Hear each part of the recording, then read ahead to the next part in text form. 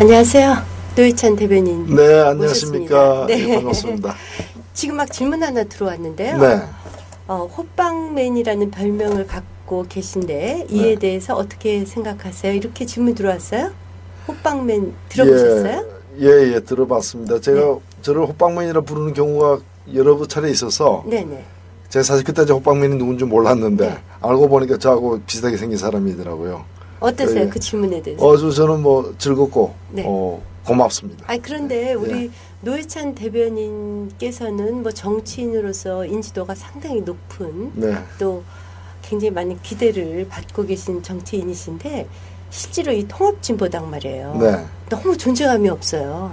아유, 죄송합니다. 왜 이렇게 존재감이 없죠? 예, 그래서 저희들도 지금 뭐 근심이 많습니다. 그래서 존재감을 높이기 위해서 오늘도 점심시간에 세종문화회관 뒤에 그 분수대 직장인들 많이 오가는 곳에서 유시민 대표하고 저하고 조성수 의원하고 이렇게 정당 연설에도 가졌는데 좀처럼 이렇게 인지도가 늘지 않아서 걱정이 많은데 아마도 너무 이렇게 최근에 이제 새누리당과 민주통합당이 뭐 쇄신이다, 뭐 통합이다 이런 여러 이제 큰 규모의 이벤트를 벌여 나가면서 관심이 그 메이저리그로 다 집중된 것 같아요. 그래서 그게 그늘 아래서 저희들이 가려서 안 보이는 것 같습니다. 그런데 그게요. 이런 얘기도 있어요. 통합진보당은 안 보이고 뭐 노회찬, 유시민, 심상정 각계 개인들만 튀고 개인들만 보인다. 이렇게 그 정당으로서 그 존재 가치가 안 보이는 것 같아요. 예, 그게 뭐 저희들의 어떤 뭐 개인 플레이 때문에 당이 가려진 건 아니고요. 개인들은 그 전부터 있어 왔으니까 개인에 대한 관심이 이제 집단에 대한 관심으로 좀 이렇게 승화되어야 하는데 이제 집단으로서 뭔가 보여주는 게 적다. 집단으로서의 어떤 차별성, 다른 정당과의 차별성이라거나 뭐 존재감이라거나 이런 것들이 부각되지 않은 데는 1차적으로는 저희들의 좀 이렇게 대응 전략의 미숙함도 좀 있는 것 같고요. 저희들이 이게 서로 다른 부분이 통합하다 보니까 통합하는데 진을 많이 뺐습니다. 그래서 통합한 상태에서 바로 일종의 론칭 마케팅, 점에 이제 그 신상품 나왔을 때 출시 전략 같은 그런 전략을 제대로 세우지 못했던 점이 있고, 그 다음에는 이제 뭐 큰 정당들이 전국을 주도해 가면서 저희들이 좀 이렇게 배제되는, 소외되는 그런 이제 상황인데, 그러나 이제 각 당의 공천 이런 것들이 마무리되고 이제 정책과 인물이 제대로 비교되는 상황으로 돌입하게 되면 통합진보당의 어떤 존재감도 좀 매몰차게 확실하게 존재감이 좀 이렇게 차별성 있게 보여지지 않겠는가 기대를 하고 있습니다. 그런데 이제 요는 그 공천이 마무리되기 전에 통합진보당은 지금 민주통합당하고 야권 연대를 이루어서 그 지역구를 뭐 현실적으로 받아내야 되잖아요. 그렇습니다. 그런데 상대적으로 너무 통합진보당의 존재감이 약하다 보니까 그 한명숙 대표가 이끄는 민주통합당에서 굉장히 무시하는 것 같은 그런 느낌도 들어요. 요즘에 뭐 민주통합당 지지율이 과거에 비해서 이제 상당히 좀 오르고 이러다 보니까 좀 민주통합당이 이렇게 아직까지는 야권 연대 이런데 좀 저희들이 보기에는 좀 기대한 그런 자세로 안 나오고 있어요. 아니 현실적으로 지금 이 순간 상태는 결렬 상태잖아요. 네, 중단 상태죠. 중단 상태잖아요. 그렇습니다. 오죽하면은 그동안 트위터를 접었던 조국 교수께까지 나오셔서 어저께 첫 트윗이 야권 연대 해야 된다. 통합진보당 원내 교수단체 구성하는 것이 희망이다. 이렇게까지 트윗을 날리셨어요. 그래서 그걸 보고 일부에서는 뭐 지금 조국 교수님께서 그 통합진보당 편드는 걸 아니냐 뭐 이런 표현까지 나오는데, 오죽 답답하면 지금 현재 상황이 그렇게 답보돼 있어서 역대 어떤 그 진보의 작은 정당보다도 대접을 못 받는 것 같아요. 예, 오늘도 뭐 여러 시민사회단체 또 이 원로들이 모여서 이제 비상시국회의를 열고서 지금 교착 상태에 빠진 야권연대를 다시 이렇게 좀 활성화시키고 부활시키기 위해서 의견을 모으는데, 물론 저희들도 책임감을 많이 느끼고 있습니다. 그러나 저희들이 보기에는 저희들이 뭐 과도한 어떤 요구, 소위 땡깡을 부려가지고 일이 잘 안 된 건 아닙니다. 아니고 그 민주당이 민주당 저희들은 뭐 저는 아직까지 그렇게 과격한 표현은 쓰고 싶지 않지만은 민주당이 너무 인색하다.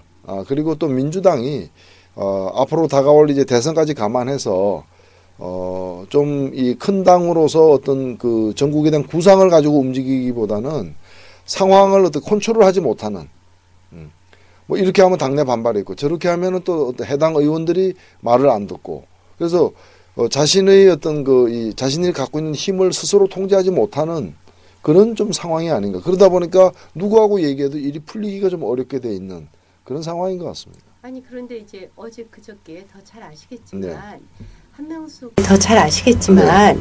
한명숙 대표께서 그 SNS 상에서 상당히 인기 있는 정치인이셨던 그렇죠. 있었어요. 근데 어저께 그저께 그 민주당의 공천 때문에 아주 융단 폭격이 쏟아지고 있거든요. 심지어는 당대표에서 사퇴하고 민주당 비대위 구성하라 이런 얘기까지 나오고 있어요. 그럴 정도로 지금 그 민주당이 저런 상태로 되고 또 새누리당보다도 지지율이 또 역전되는 이런 현상까지 일어나고 심지어는 새누리당에서 이러다가 우리가 과반 넘는다 이렇게 희희낙낙하고 있다고 해요. 근데 이거 한명숙 대표의 지도력 부재입니까? 아니면 뭐 원인 진단 좀 해주시죠.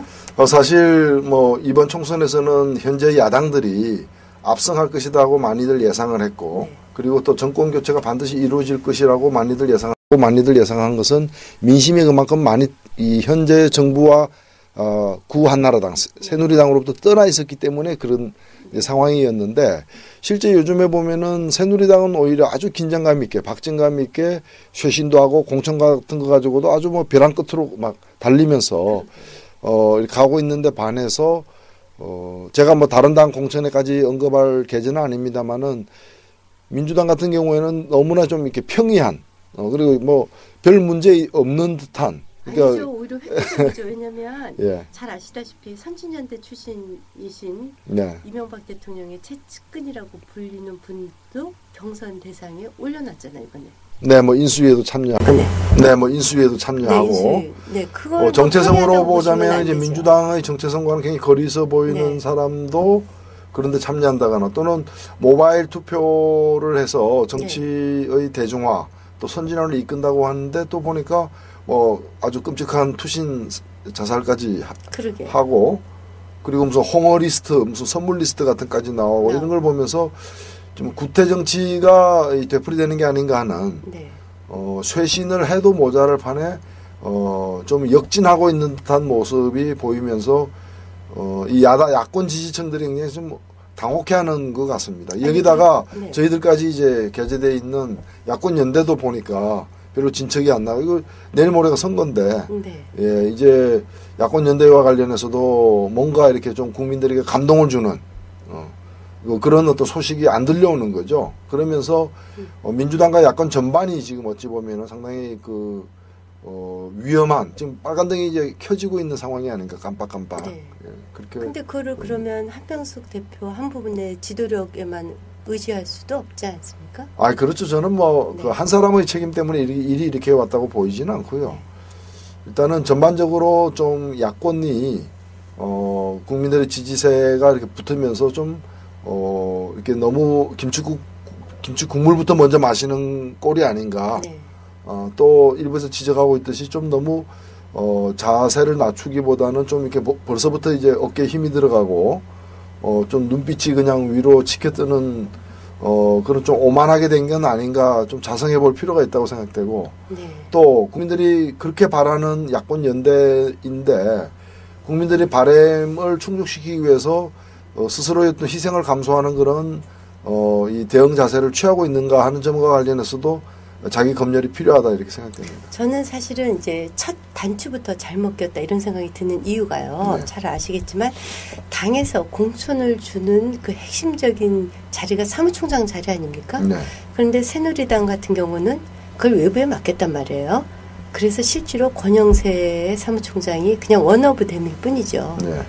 실질적으로 다 외부에 아주 토스해버렸거든요.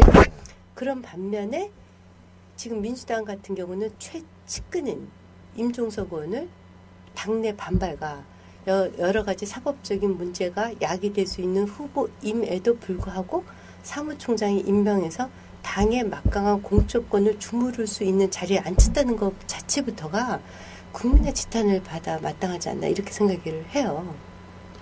예, 뭐 트위터가 보면은 네. 그 사실 여당 지지자보다는 야권 성향의 그 트위터 사용자가 좀 더 많아 보입니다. 훨씬 많죠. 그렇다면 트위터 민심, 네. 그냥 SNS 민심이라고도 볼 수 있고 또 트위터 구체적으로 트위터 민심은 결코 이렇게 중립적이지도 않고 친야 민심이라고 볼 수 있다면은 네. 야당들이 더 귀를 기울일 필요가 있는 민심이라고 봅니다. 네. 지지자들 얘기 안 듣고 뭐 남 얘기 들을 건 아니잖아요. 네. 그렇기 때문에 저는 동네 여론에 또 동네 민심에 더 귀를 기울여야 된다는 점에서 트위터상에서 나오는 지금 민주당에 대한 지적들 또는 네. 야권 연대가 잘 안 되는 데 대해서 두 당의 공이 제기하고 있는 여러 문제들 이런 데 대해서는 머리를 낮추고 귀를 기울여야 되지 않겠나 생각을 합니다. 그런데 이제 그건 이제 우리가 보통 이제 원론적으로 하는 얘기이고요. 네. 실질적으로 이제 이게 정치적 세력의 그 밸런스를 맞추는 게임이니까 네. 이쪽에서 우리 노회찬 대변인이나 네. 등등이 좀 더 저쪽과 강력하게 투쟁을 해야 되는 거 아닙니까? 야권 연대를 두고. 예, 저희들도 지금 좀 상당히 자중하고 있습니다. 근데 예. 그 이유가 뭔가요? 선거가 코앞인데. 예, 근데 마냥 자중하지는 않을 거고요. 네. 저는 뭐 이번 주가 거의 저희들이 인내리어의 마지막이 아닌가 네. 내가 생각되고 민주당의 태도에 변화가 없다면은 저희들은 단호한 대응을 할 생각입니다. 네, 단호한 대응이 그러니까 뭐죠? 뭐 일단 우리 뭐 현재 총선 후보들이 지난 일요일 날 다 모여가지고 결의를 한 게 있습니다. 네. 민주당의 태도가 변화가 없다면은 네. 우리는 자력으로서 네. 우리 어떤 힘에 의존하지 않고 네. 우리 힘으로서 우리도 힘이 있으면 있는 만큼 없으면 없는 대로 마지막까지 우리는 완주하겠다라고 이렇게 네. 결의를 굳게 밝힌 바가 있기 때문에 뭐 그 길로 갈 수밖에 없는 거죠. 그러면 이제 뭐 결국 안 되면 독자 출마인데요. 네. 그렇게 되면 이제 그러자도 지금 새누리당과 민주당이 지지율도 역전된 상황에서 만약에 독자 출마하면 야권 분열이 되거든요. 네. 그것에 대한 저희들도 그래서 있을 거고. 당연하죠. 그래서 저희들은 그 상황이 오지 않도록 하기 위해서 최선을 다하겠다라는 네. 것이고요. 그리고 이런 일이라는 게 그렇지 않습니까? 혼자서 하는 일이 아니라 네. 야권 연대가 어떻게 혼자 하는 일이 연대가 아니죠. 같이 네. 손을 맞잡는 것이 연대인 것이죠. 네. 그렇기 때문에 민주당의 그 태도의 변화가 있어야 된다라는 걸 계속 말씀을 드리는 거죠. 근데 그 자꾸 태도의 변화만 너무나 소극적이신 것 같아요, 이번에. 예? 저쪽은 지금 예. 두드려도 열리지 않는 분 같아요. 왜 저렇게 오만해졌죠? 예, 저는 하루 이틀은 더 기다려 보려고 합니다. 네. 뭐 언제쯤 폭발하실 것 같아요? 예. 이제 아마도 주중이면은, 네. 이번 선거에서 또 어찌 보면은 대통령 선거까지 포함한다면 2012년 전국을, 이렇게 좌우할 그 야권 연대의 방향이 정해질 것 같습니다. 정해질 네. 것 같고, 그 점과 관련해서 제가 지금 우려하는 거는 특히 민주당 지도부가 너무 좀 상황을 안이하게 보고 있는 거 아닌가. 그래서 그런 식으로 이제 가다가는 오히려, 19대 국회의 과반을 차지하겠다라는 우리의 전략적인 어떤 공동 목표마저도 위험해질 수 있다. 그 점을 우려하고 있습니다. 네. 그 문성근 최고위원께서 이런 얘기를 비슷하게 하셨어요. 야권 연대를 해서 지역구를 좀 나눠주고 싶어도 통합진보당에 나와서 당선될 만한 분은 노회찬, 심상정 두 분뿐이 없다. 비슷하게. 그 얘기는 글쎄요. 그렇게 만일 얘기를 그런 식으로 했다면 그건 상당히 좀 과도한 얘기고 또 잘못된 얘기입니다. 저희들은 전혀 동의할 수 없는 부분이고요. 저희들이 마치 불가능한 서로가 합의해서 단일화하더라도 통합진보당 후보로 단일화되면은 단일화의 의미는 단일화에서 이기겠다는 게 그 목표이고 그 취지인데 단일화해도 그 단일화 취지를 충족하지 못할 즉 단일화했는데도 나가서 새누리당 후보에게 떨어질 그런 후보로 단일화하자고 저희들이 얘기하지 않습니다. 단 한 명도 그런 일이 있어서는 안 될 것이고 예를 들면은 어차피 그 뭐 새누리당 후보가 나가도 경쟁력이 떨어지고 우리가 나가도 경쟁이 떨어지는 그런 경우도 있을 수 있습니다. 네. 뭐 그런 경우에는 어떤 후보가 나가는 게 더 적합한가에 대해서 서로 논의해야 되겠지만 한쪽이 나가면 이기는데 다른 한쪽이 나가면 질 것 같으면 이기는 쪽이 나가야죠. 그것은 저희들이 그런 기준으로 보면 지금 통합진보당에 적당한 후보가 없다 이런 얘기도 나와요. 그건 저희들이 실제로 보면은 예를 들면은 제가 뭐 의정부의 그 홍희덕 의원 같은 경우에는 지금 그 한나라당 그 새누리당 후보와 1대1로 이렇게 붙었을 때 홍희덕 의원이 그 단일 후보로 나가도 이기는 걸로 나옵니다. 네. 그건 뭐 객관적 여론조사가 다 있기 네. 그런 경우들이 여러 군데 있습니다. 네. 저희들은 그런 경우를 가지고 얘기하는 것이지 네. 그냥 뭐 우리도 정당이니까 뭐 10개를 달라 20개를 달라 뭐 이런 식으로 그냥 근거 없이 양보를 요구하는 것도 아니고 그리고 저희들은 양보라고 생각지도 않는 것이 저희들이 어떤 지지율에 이게 비례해서 저희 지지율만큼 가져가겠다는 거. 그러니까 원래 우리 것을 가져가겠다는 것이지 뭐 민주당 걸 갖다가 이렇게 양도해라 내놔라 양보해라 이렇게 우리가 지금 동양하는 것도 아니고 정정당당하게 여기서 가져야 될 만큼을 가지면서 그것이 서로가 서로를 인정하고 존중하는 게 아니냐. 그럼 지금 그 대변인님께서 네. 통합진보당님께서 네. 통합진보당이 자체의 후보군으로 그 원내 교섭단체 즉 네. 20석을 야권 연대만 이루어지면 달성할 수 있는 자신감이 있으신 거예요? 충분히 후보군이? 있죠. 충분히 있고 저희들이 이제 비행가면 또 정당 투표로 인한 이제 비례 후보도 있기 때문에 그때 지역구에서 한 13~14명은 적어도 붙어야. 네. 그리고 그것은 일미 울산이라거나 경남이라거나 네. 이런 데는 오히려 민주당보다 훨씬 더 경쟁력이 있는 우리가 상대적으로 더 경쟁력이 있는 그런 지역구들이 있습니다. 거기서 이제 당선이 확실시 되는 부분들이 있고요. 네. 그다음에 이제 수도권에서 민주당도 나가고 우리도 나가고 새누리당도 나오면은 둘 다 떨어질 수 있는 그런 지역에서 후보 단일화를 통해서 이기자는 것인데 그 이기는 경우에도 그걸 다 달라는 것이 아니라 그중에 극히 일부 몇 군데 우리가 나름대로 이제 준비된 후보가 있어서 야권 연대를 할 경우에 통합진보당 후보가 당선될 수 있는 그런 것을 저희들이 얘기하는 것이지 당선될 수 없는 것은 우리가 관심도 없습니다. 네. 당선될 수 없는 곳에 굳이 양보받아가지고 나가서 뭐합니까? 패배한 실적만 남는데요. 네. 그래서 저희들이 관심이 있는 것은 당선될 수 있기 때문에 관심이 있는 것이지 네. 문성근 최고위원이 걱정하듯이 단일화해도 나가서 떨어질 수 없다고 우리는 당선이 목표지 후보로 출마하는 게 목표인 것이 아닙니다. 지금 자신 있는 후보 한번 좀 얘기 좀 해줘 보세요.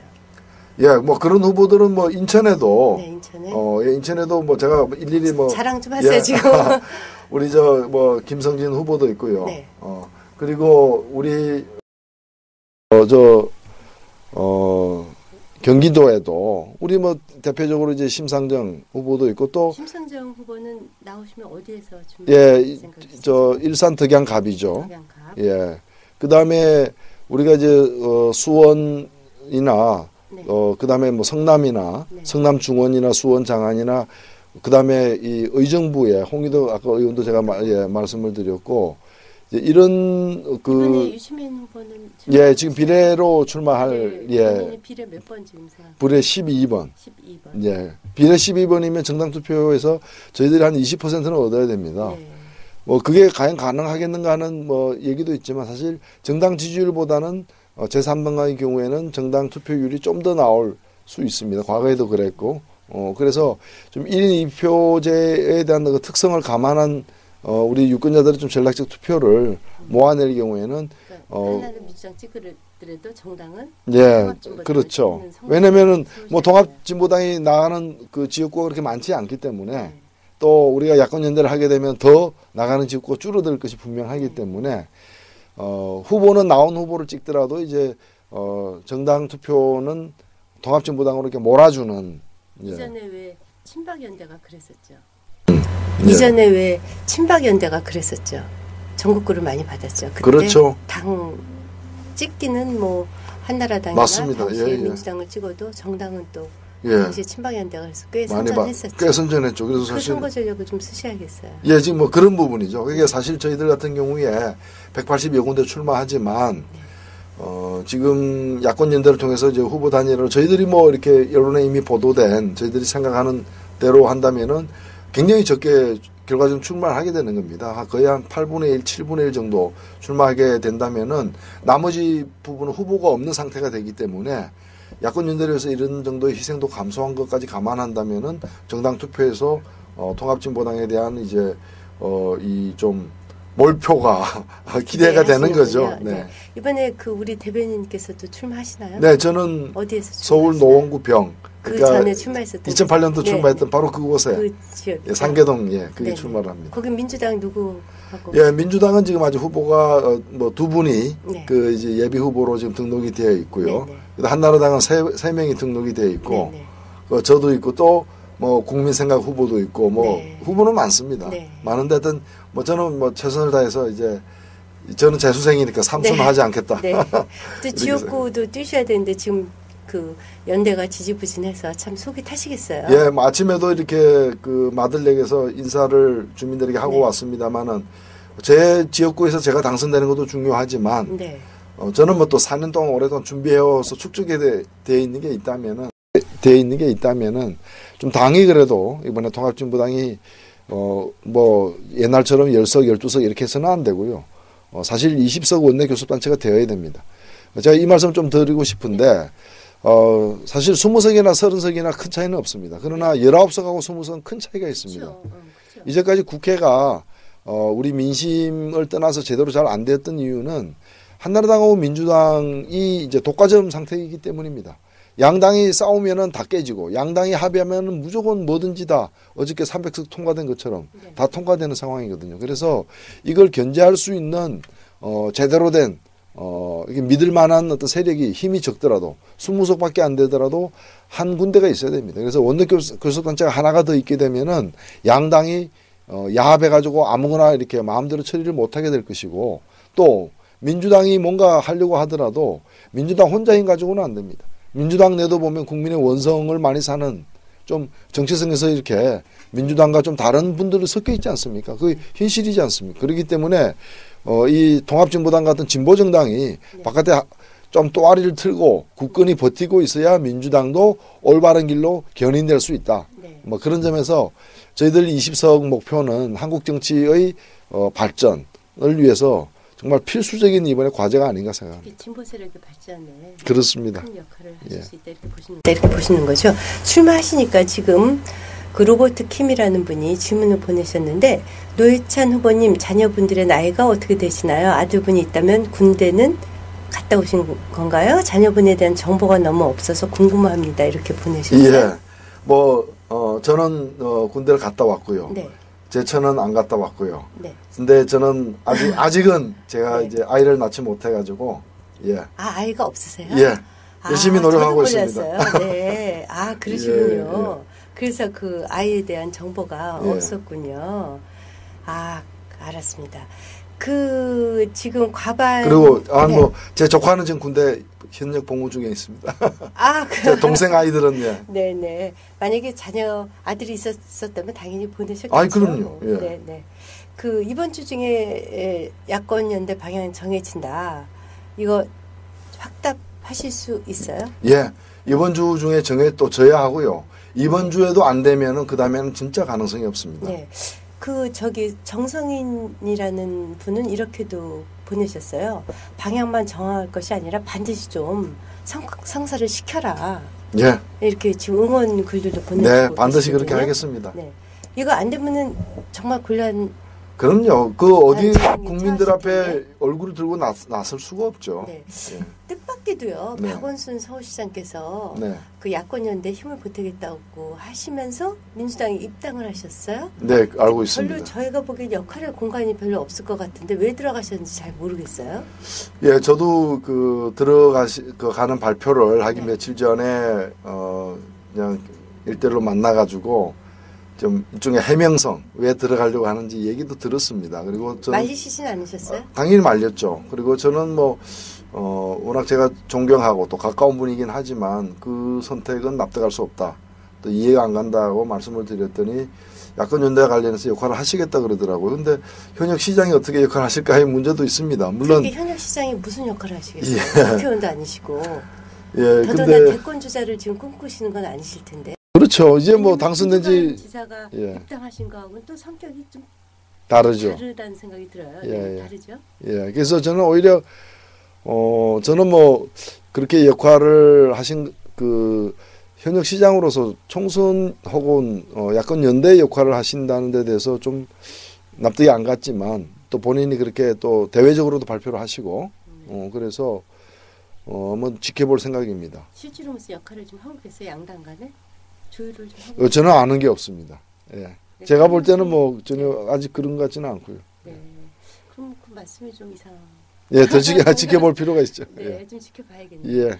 여하튼 그게 지금 너무나 연대가 지지부진하니까 결국 이러다 끝나는 게 아닌가 이런 네. 우려가 많은데 그 노회찬 그 대변인께서 사실 민주당에 들어가시는 게 어쩌면 더 쉬웠을 수도 있어요. 네. 그럼에도 불구하고 제3세력을 사실 우리나라 정치 지형이 참 제3세력을 만들기가 어려운 정치 네, 환경이잖아요. 구태여 만드시려고 하는 정치 철학이나 꿈 예. 이런 것이 있을 것 같아요. 예, 저 뭐 개인적으로 보면은 그 뭐 새누리당에 들어가지 않겠지만 네. 민주당에 들어가면은 개인적으로 어찌 보면 저도 뭐 더 좀 안락하게 네. 또 권력을 더 많이 맛보면서 정치를 하고 있을지 모르겠습니다. 그런 네. 또 제안도 여러 차례 받았고요. 그러나 제가 무슨 다른 고집이 있어서 그런 건 아니고요. 제가 보기에는 우리 국민들이 모두 다가 가고 싶어하는 나라가 선진복지국가 아닙니까? 우리나라가 선진복지국가가 돼야 되는데 진보정당이 강력하게 자리 잡지 않은 상태에서 새누리당이나 민주당 정도의 이 정당 체제 가지고 선진복지국가로 넘어간 나라가 없습니다.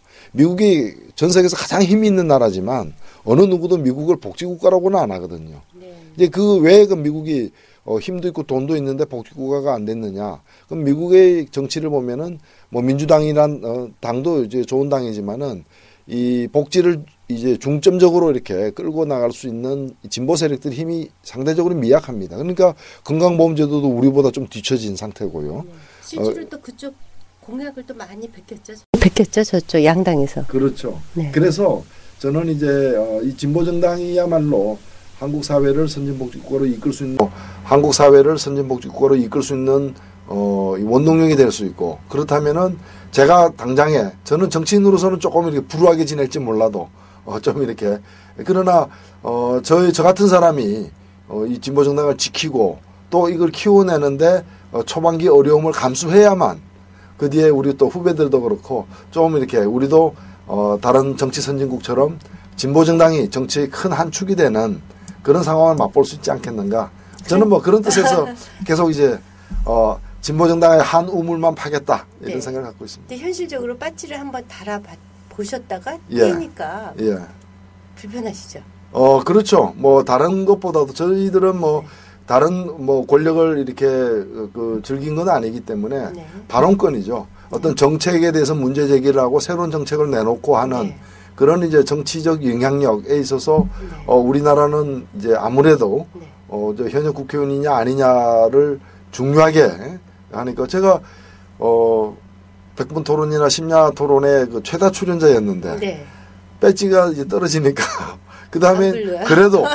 그래도 다른 분보다는 많이 나가지만 네. 그래도 과거에 비해서는 현저하게 이제 적게 출연하게 되었죠. 네. 뭐 그런 것이 단순히 어떤 개인의 언론 노출의 문제가 아니고 네. 예, 정책을 발표할 수 있는 권한을 인정받느냐 적게 인정받느냐 이런 문제죠. 그래도 대변인께서는 지금 SNS를 통해서 유권자들하고는 상당히 활발하게 예. 대화를 나누고 계시는 정치인이시죠? 예, 그건 뭐 저는 제 철학 자체가 네. 유권자와 이 소통을 해야 되고 유권자와의 소통을 두려워하면 정치를 하지 말아야 된다. 그래서 제가 비록 현역 의원은 아니더라도 정치를 하고 있기 때문에 저희 속내를 다 보여드리고 또 저한테 던져지는 모든 얘기를 다 듣기 위해서 활발히 오늘도 SNS를 하고 있습니다. 네, 그런 말은 해서 솔직히 한명숙 대표한테 좀 섭섭하시죠? 선거에서 맞붙은 상대한테 저는 제가 정치를 하면서 누구에게도 섭섭해하지 않겠다. 뭐 안 좋은 결과가 나오면 제가 좀 부족해서 나온 결과니까. 아니 그래도 이제 정당은 예. 결국 집권을 위해서 존재하는 조직 아닙니까? 예. 그런데 집권하려면 사실은 제3정당의 한계들이기도 하지만 네. 유력한 대권 주자가 있어야 그 정당이 존립을 하는데 그렇습니다. 지금 현실적으로 민주 통합진보당 통합당하고는 달리 통합진보당은 이름도 자꾸 헷갈려요. 그렇습니다. 뭐, 이름도 왜 그렇게 비슷하게 지셔갖고. 그래서 저희가 먼저 지었습니다. 그럼 거기 좀 뭐라고 그러셨어요? 예. 비슷하게. 계속 이게 헷갈리더라고요. 제가 그래서 우리 당명을 퐁당퐁당으로 하자고 했는데. 퐁당퐁당 좋네요. 차라리. 근데 대권 주자가 누구예요 도대체 그 당은? 우리는 갈색인 인물도 잘 안 보여서 지금. 많습니다. 우리는 그래요? 뭐 유시민 대표, 이정희 대표, 그 심상정 대표 저 다 대권 주자입니다. 네 분 잠재적 대권 주자고 근데 지금은 이제 총선이 눈앞에 있으니까 총선에 집중하고 끝나면 또 대권 문제를 서로 논의하게 될 겁니다. 네, 이정희 의원께서는 어디에서 출마하시나 원래 현재 관악을에서 열심히 활동하고 있습니다. 네, 거기 김성식 의원.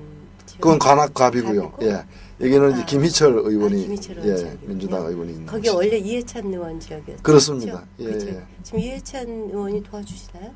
뭐 이제 소속된 당이 다르죠. 네. 그래서 민주당이시고 네. 여기는 또 통합진보당. 제가 옛날에 듣기로는 이해찬 의원 전 의원께서 그 이정희 의원을 굉장히 높이 평가하셔서 그렇죠. 예. 당신 지역구에 그분이 당선됐으면 좋겠다라는 얘기를 사석에서도 여러 분 얘기하셨다고 그래요. 예. 아니 저는 그냥 기자들끼리 하는 얘기를 들은 예. 얘기인데 뭐 이해찬 하여튼 지금은 그렇게 됩니까? 지금은 아무래도 소속된 당이 다르니까 네. 그런 교류가 뭐 없는 것처럼 보여집니다. 네. 근데 놀라운 것은 비단 한명숙 대표뿐만이 아니라 여타 어떠한 최고위원이나 민주당의 그 중요한 유력 정치인들도 야권인들 지금 얘기를 안 해요. 그래서 그 짝사랑 같아요. 아니요, 짝사랑이라면 정신 차리겠습니다. 그런데 실력을 좀 보이시죠. 사실 지난 1월 15일 날이 민주통합당 전당대회에서 이제 지도부를 뽑던 날인데 그 지도부를 뽑는 과정에서 80만 명의 선거인단들이 이제 국민적으로 이렇게 가담을 하고 아주 성공적으로 치러졌다라고 평가를 받았습니다. 그런데 그 수십만 명, 100만 명에 가까운 사람들이 직접 선거인단으로 참여했던 그 당 대표 경선에서 모든 후보가 왜 자신이 지도부가 돼야 되는가? 야권 연대를 성사시키기 위해서다. 내가 돼야 야권 연대를 성사시킬 수 있다라고 자신 있게 주장을 했던 분들입니다. 그리고 네. 그분들 중에서 몇 분만 떨어지고 나머지가 지금 지도부를 구성하고 있기 때문에 이 지도부는 야권 연대 자체가 공약이고 또 자신이 그 부분에 있어서 주특기다 이거는 내가 더 잘할 수 있다라고 이렇게 공언한 분들이기 때문에 아직은 그 공언을 또 그 약속을 믿고 싶습니다. 네, 공짜가 안 되도록 봐야 되겠네요. 그렇죠. 사실 이런 생각 좀 안 해보셨어요? 그 안철수 교수를 모시고 오면 확 뜨지 않을까 이런 생각. 뭐 선거공학, 정치공학적으로 보면 그렇죠. 근데 그 부분과 관련해서는 저는 그렇게 생각합니다.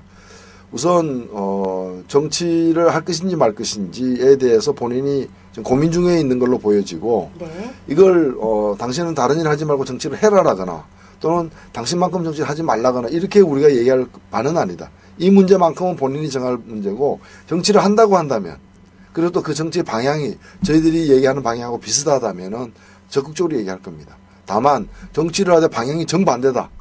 이렇게 되면 저희들이 얘기해서는 안 되겠지만 좀 비슷해 보인다고 한다면은 저희는 적극적으로 얘기를 해야 된다고. 당으로 모실 수도 있겠네요. 그럼요. 대권 후보로 모실 수도 있겠네요. 그리고 정치라는 건 원래 정책과 이념이 같은 사람들의 어떤 정치 결사체입니다. 그리고 또 권력을 획득하기 위한 결사체이기 때문에 권력 획득에 도움되고 그리고 정책 이념상 같이 할 만큼의 어떤 그런 스펙트럼 내에 존재한다면은 당연히 사심을 버리고 함께 하기 위해서 노력하는 게 올바른 자세이지 뭐 부끄러운 일이 아니라고 봅니다. 우리나라 지금 언론 환경이 아무래도 SNS 쪽이 보다 좀 진보적인 환경이기 때문에 그 이제 차지에 나오신 김에 마지막으로 야권 연대를 위해서 민주당에 우리 SNS에 많은 정치적 동지들을 통해서 압력을 가하실 수 있을 것 같아요. 부탁 말씀 한번 드리시고 오늘 방송 끝내는. 사실 지금 대한민국을 지키고 있는 건 국민들입니다. 그리고 이 국민들이 SNS 시대는 뉴미디어, 1인 미디어들입니다. 그래서 과거 어느 때보다도 좀 자신감 있게 자신들의 생각을 피력해도 그것이 모여서 여론이 되고 또 그 여론이 하나의 힘으로 전달이 되는 것 같아요. 지금 보면은 MBC나 KBS 파업하고 있는 것도 다 이 MB 4년 동안 이렇게 재구실을 못했던 언론을 다시 회복하자는 그런 노력 아니겠습니까? 마찬가지로 SNS도 뭐 KBS, MBC만큼은 안 되지만 한 명 한 명이 KBS, MBC만큼은 안 되지만 다 모이면 KBS, MBC보다 더 지금 높은 시청률을 자랑하고 있고 또 그런 힘이 있기 때문에 지금 야권연대가 제대로 되고 있지 않는 데 대해서 제가 있는 통합진보당까지 포함해서 질타할 건 날카롭게 질타하시고 또 잘 안 되고 있으면 뭐 멱살 잡아서라도 그걸 성사시키는데 우리 이 SNS에 참여하고 있는 분들도 저는 그럴 권리가 있다. 또 더 나아가서 그럴 의무도 있다라는 걸 말씀드리고 싶고 또 저희들이 직업으로 정치를 하는 사람들이만큼 더 큰 책임감을 가지고서 열심히 해내겠습니다. 네, 질문이 하나만 할게요. 네. 시간이 지났는데요. 지금 그 얘기 하시니까 MBC 파업 네. 좀 한 말씀. 예. 뭐 MBC 파업은 늦었지만 그러나 MBC가 지금 여러 차례 직원들이 거기 계신 분들이 그동안에도 노력을 했어요.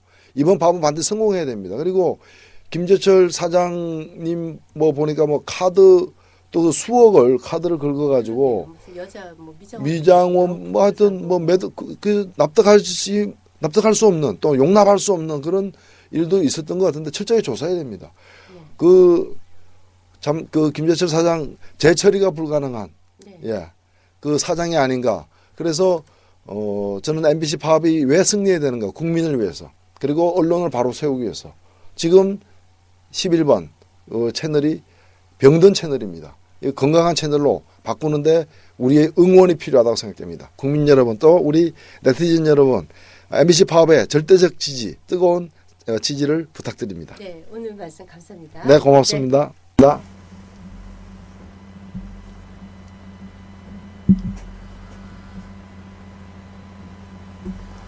네.